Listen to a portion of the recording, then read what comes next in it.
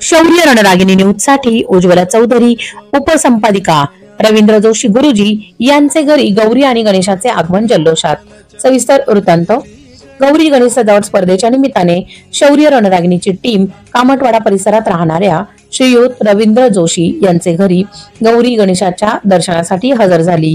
मनमोहक बाप्पाची मूर्ती आणि विलक्षण सुंदर अशी ज्येष्ठा आणि कनिष्ठा या दोन्ही गौराई यांना पाहून मन प्रसन्न झाले। गणपती बाप्पा आणि गौराईच्या स्वागतासाठी रवींद्रजी जोशी आणि त्यांच्या पत्नी दोघेही अगदी महिन्यापासून उत्सुक असतात। गौराईसाठी लागणाऱ्या छोट्या छोट्या गोष्टींची पूर्तता खूप आधीपासून करण्याची सुरुवात या दोघांनी केलेली असते। आरासमध्ये गौराईला लागणारी छोटी मोठी सर्व खेळणीची मांडणी अगदी सुंदर पद्धतीने केलेली दिसून आली। मुख्य म्हणजे ही सर्व सजावट रवींद्र सर आणि त्यांच्या पत्नी स्वतः करतात।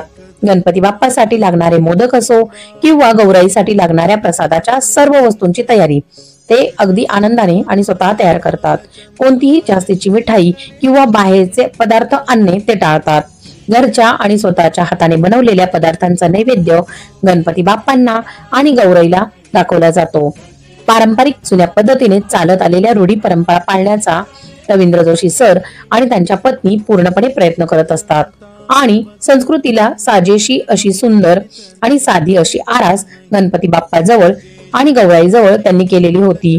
कोणतेही जास्तीचे आणि उगीच केलेले तामझाम आरास जवळ दिसून आले नाही। गौराई 3 दिवस असतात आणि या 3ही दिवस जोशी कुटुंबीय अगदी आनंदाने आणि हर्षाने गौराईच्या स्वागतासाठी तत्पर असतात।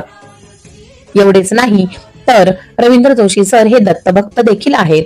त्यांचे स्वतःचे म्हणजेच त्यांच्या पिढीद्वारे बांधलेले मंदिर हे त्यांच्या घराजवळच आहे, जिथे ते वेळोवेळी जाऊन दत्त महाराजांची सेवा देखील करत असतात।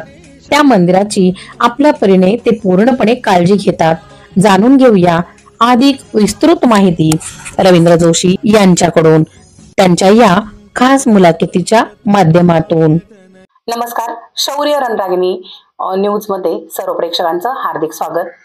आज आपण गणेशोत्सव निमित्त गौरी आवाहन निमित्त रवींद्रजी जोशी यांचे निवासस्थानी आलेलो आहोत, जे की कामटवाडा परिसरामध्ये राहतात। तर सर, आपल्याकडे गणपती बाप्पाचे आगमन झाले आहे। गणेशोत्सवाचे इथे खूप सुंदर असे वातावरण आहे। तर तुम्ही आपल्या गणेशोत्सवाच्या निमित्ताने गौरीच्या आगमनाच्या निमित्ताने इतकी छान अशी सजावट केलेली आहे। तर काय सांगू इच्छितात की ह्या आरासबद्दल किंवा ह्या पूजनाबद्दल की कसं तुम्ही केलं आहे हे सगळं? आता माझं नाव रवींद्र मधुकर जोशी, माझ्या मिसेस नाव ज्योती रवींद्र जोशी। आम्ही दोघांनी मिळून ही आरास केलेली। जवळजवळ 10 दिवस लागले आरास करायला। या खूप पारंपरिक तुमच्या गौरी आहेत? पारंपरिक गौरी आईने दिलेल्या आम्हाला। खूपच छान, म्हणूनच इतकं छान असं एक म्हणतो ना पीक प्रसन्न एक वातावरण की तिथून कोणाचाही बाहेर पाय निघत नाही आणि किंवा पुन्हा पुन्हा भेटायला यावंसं वाटतंय असं वातावरण इथे झालेलं आहे। तर ह्या सर्व सजावटीसाठी तुम्हाला खूप मेहनत घ्यावी लागत असेल, म्हणजे खूप दिवस आधीपासून याची तयारी होत असणार आहे? 10 दिवस अगोदरपासून चालू आहे ना सगळं हे। अच्छा, देवळा करणं, सगळं व्यवस्थित लावणं, सगळं तेच करत होतो। 10 दिवस लागले। ताईंच्या 2 कन्या आहेत आणि त्या देखील पुण्यामध्ये असतात, तर त्यामुळे सर आणि ताई असं दोघच जण मिळून हे सगळं बघतात। पण कुठलंही थकवा हे दिसत नाहीये चेहऱ्यावर। खूप आनंदाने आणि खूप छान पद्धतीने हे सगळं इथे त्यांनी तयार केलेलं आहे। मला असं म्हणायचं आहे की जसं एक गौरीचं एक वेगळेपण असतं, प्रत्येक गौरीच्या पारंपरिक गोष्टी वेगवेगळ्या असतात, तर आपल्या गौरीच्या संदर्भात काय वेगळेपण आहे? गौरी पारंपरिक पद्धतीने आहे की ज्येष्ठा की कनिष्ठा अशा 2 गौरी आहेत। ज्येष्ठा कनिष्ठ ह्या बरोबर भाद्रपद महिन्यात याला येत असतात, अनुराधा नक्षत्रावर येत असतात त्या, आणि आजचं ज्येष्ठ नक्षत्र जेवत असतात आणि मूळ नक्षत्र विसर्जित असतात। असे 3 दिवस असतात त्या गौरी म्हणजे माहेर वासने असतात। जशा मुली आपल्या माहेर येत असतात ना, तशा गौरी येत असतात।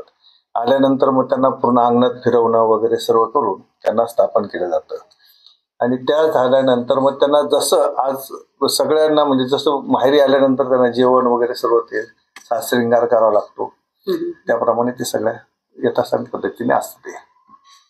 म्हणजे ह्या सगळ्या फराळाचा आनंद हे सगळं त्यांना आनंद द्यायचा असेल तर त्याची तयारी तुम्ही इतक्या हर्षोल्लासात केलेली हो, असते. 10 दिवस अगोदर तयारी करावच लागते. 10 ते 15 दिवस अगोदर लागतेच तयारी.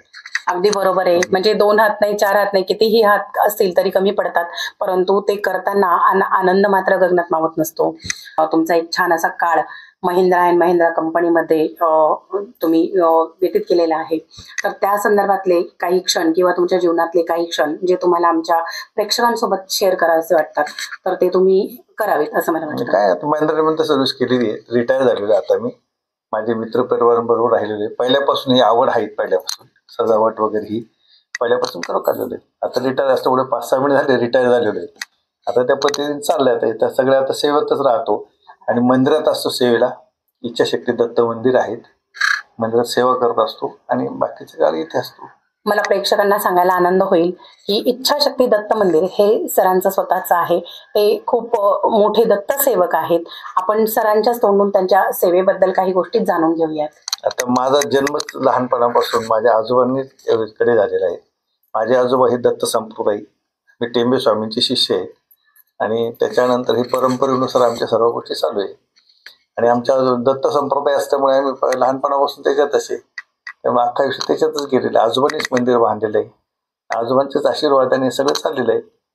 आणि दत्तगुरूंची कृपा आहे त्याची. अशीच दत्तगुरूंची कृपा तुमच्या कुटुंबावर नेहमीच राहणार आहे सर. गणेशाचं आगमन आपल्या दारी झालेलं आहे.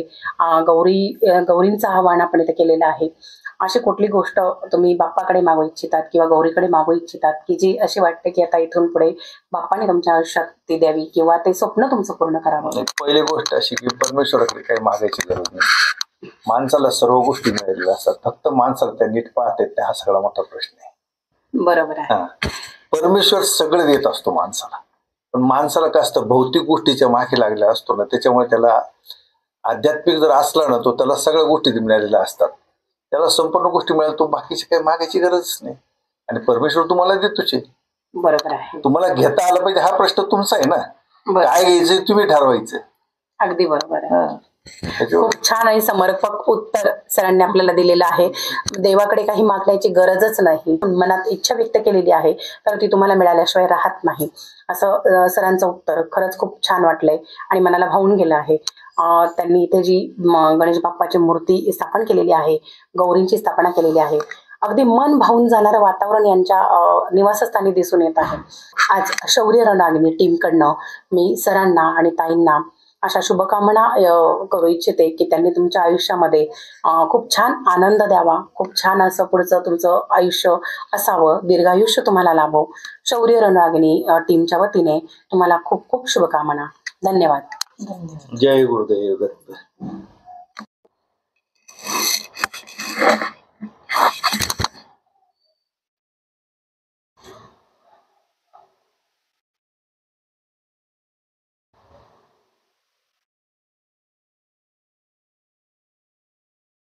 गणपती बाप्पा मोरया. मंगल मूर्ती मोरया. आई जगदंबा माता की जय. श्री गुरुदेव दत्त. शौर्य रणरागिणी न्यूजसाठी गायत्री लचके, मुख्य संपादिका.